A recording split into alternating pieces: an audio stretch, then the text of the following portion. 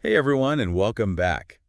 Today we're going to be doing a deep dive Ooh, a deep dive. into something pretty fascinating. Yeah, We always try to bring you the most interesting stuff happening absolutely. in the world of finance and tech, and today's story, it kind of brings those two worlds together. Yeah, it really does. It's about a company called MicroStrategy, Mm-hmm. and they've made pretty audacious bet, you could say, on Bitcoin. Definitely audacious. So today, we're going to take a look at what they've been up to and how their inclusion in a really important stock market index, the Nasdaq-100, could be like a turning point for cryptocurrency. Yeah, a turning point for how the whole corporate world thinks about crypto. Exactly.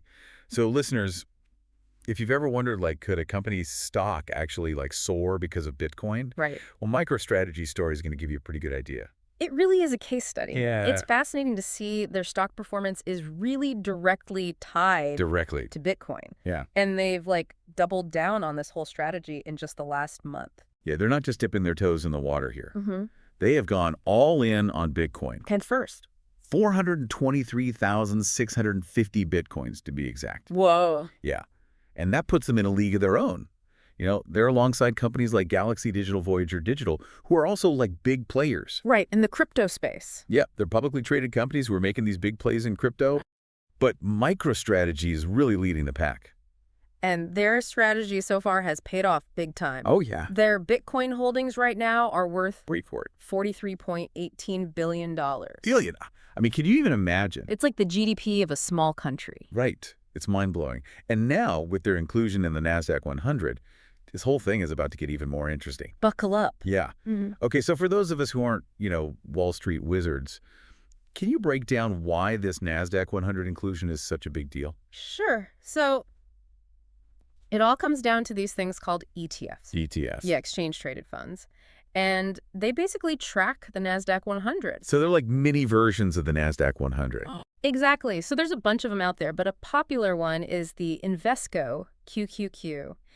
And these ETFs, they're designed to mirror the performance of the index. Like a copycat. Exactly. So to do that, they have to buy shares of all the companies that are listed in the Nasdaq-100. So including MicroStrategy. Yes. Now that MicroStrategy is part of the Nasdaq-100... More investors are going to be buying into these ETFs. Exactly. Yeah. And that means there's going to be even more demand for MicroStrategy stock, which could potentially drive their stock price. Up even higher. Potentially, yeah. And that gives MicroStrategy even more buying power to, further increase those Bitcoin holdings. It's like a snowball effect, but with Bitcoin. Exactly. But there are some critics out there Oh, yeah, for sure. who are saying that MicroStrategy is taking a huge gamble by putting all their eggs in the Bitcoin basket. I mean, it is a volatile asset. We've seen it swing dramatically. Oh, yeah, in both directions. Huge swings. Yeah. So, there are risks involved with this strategy. So is MicroStrategy just an outlier? Or are they paving the way for other companies to think about Bitcoin differently, like as a legitimate treasury reserve asset? That's the million-dollar question, right? Yeah. It's hard to say for certain, but, if this strategy continues to pay off for MicroStrategy, it could definitely inspire other companies to start exploring similar options. And especially as more institutional investors gain exposure to Bitcoin. Through these ETFs, Yeah. we could start seeing a real shift in how people perceive Bitcoin. Yeah, it's almost like it's transitioning from being seen as this fringe speculative asset to something much more established and accepted. Right. Like it's becoming more mainstream. In traditional finance. Mm-hmm. But that mainstream acceptance also brings up some questions. Oh, yeah, definitely.